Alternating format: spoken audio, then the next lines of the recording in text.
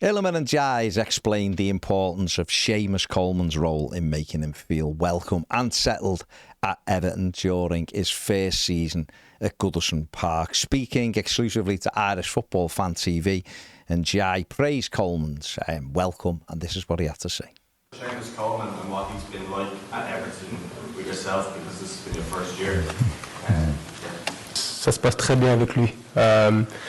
Depuis le premier jour que je suis venu, il m'a ouvert les bras, il m'a bien accueilli.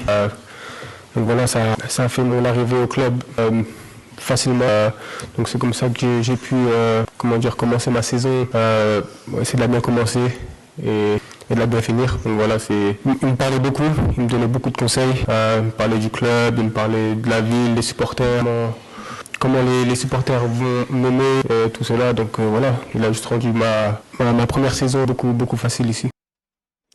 There you go. I mean, we're still waiting to hear what capacity Seamus Coleman will be remaining at Everton, but clearly his influence is huge, and Iliman and Ndiaye had a brilliant season for Everton, didn't he? And it's obviously good to hear him talking and praising Seamus Coleman. Listen, we all know Coleman's boss, but it's good to hear Ndiaye talking about him. Ndiaye and teammate Idrissa Gueye are heading up against Jake O'Brien, their Everton teammate. He was asked about the prospect of playing O'Brien. This is what Ndiaye had to say. Or you face a teammate in Jake O'Brien. Really look forward to that challenge, facing off not on the training pitch but in a different environment tomorrow. Déjà Jake c'est un top joueur. Je l'admire beaucoup.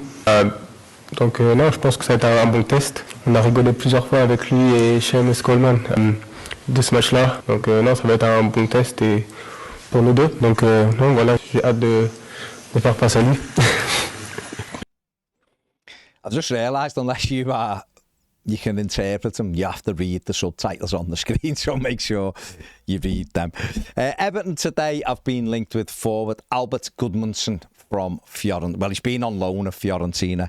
The 27-year-old scored 6 times in 16 starts last season for Fiorentina.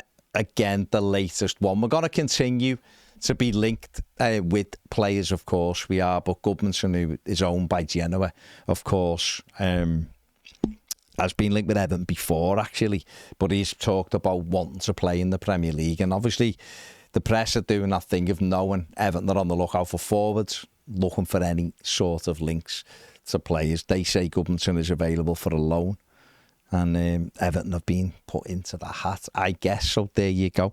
And also sticking with players who've been linked with Everton, Matt O'Reilly in the news again today. He's away on international duty with Denmark.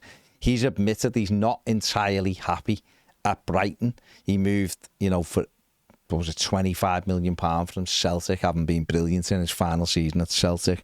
Got an ankle injury at Brighton early on, which sort of curtailed it a little bit, but did come back and was okay. Had a decent enough season, but he just hasn't been happy and settled at Brighton and, probably the way he thought he was going to be. And Everton have been linked with him as a possible, midfield replacement for someone like Abdoulaye Doucouré.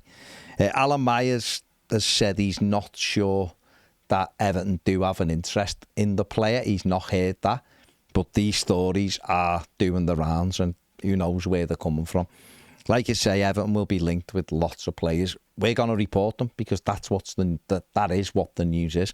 Hopefully, when we get some real proper concrete links, then they'll come to fruition. But if it's out there, we're going to report it so that you're up to date with all of these links.